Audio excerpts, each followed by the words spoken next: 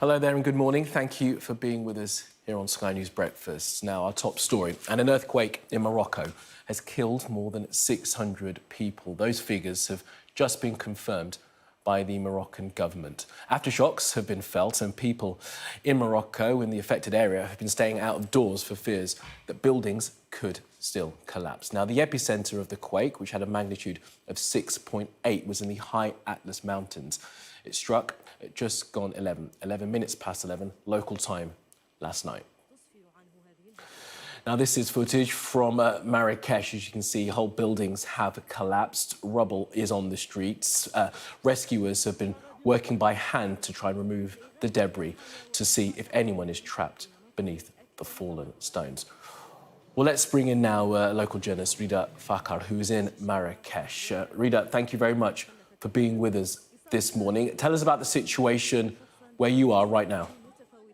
Right now I'm in Marrakech, and I came to Marrakech yesterday, 2 hours before the earthquake, and I witnessed the earthquake. It was very, very strong.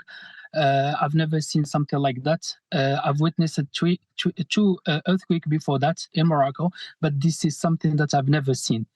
It was very, very tough, very strong, and like all the people came out.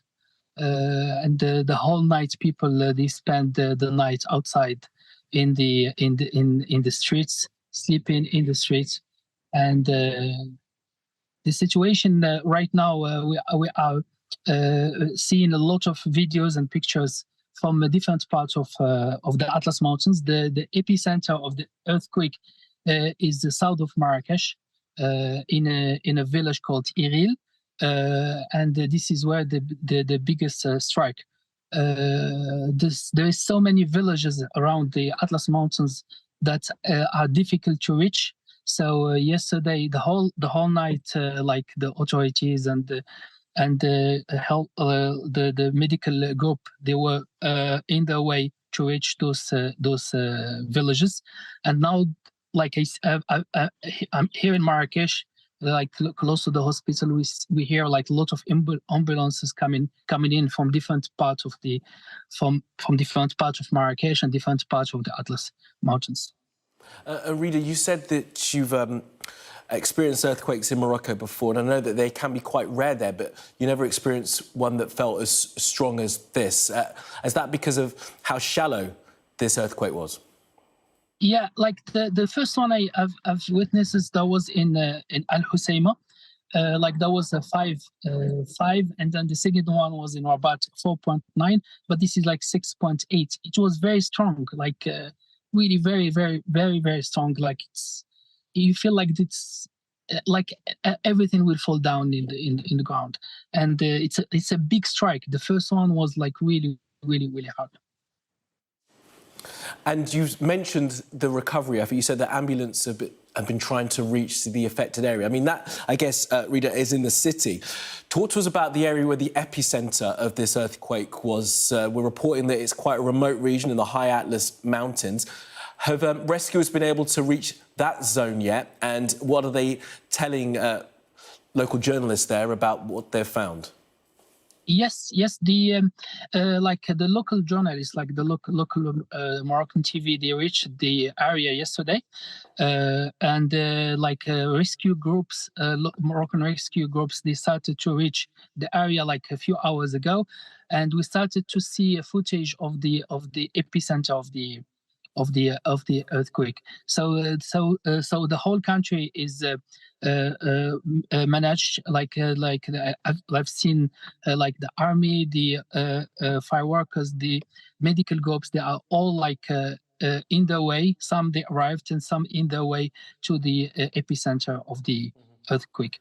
One more thing that I need to add is the Marrakech. You have the new town and you have the old Medina, which is the 12th century city.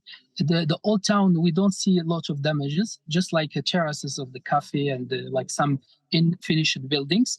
But the biggest damage is in the old town with the Medina, where we've seen the top of a minaret fall down in the main square, and also we've seen so many houses fall down.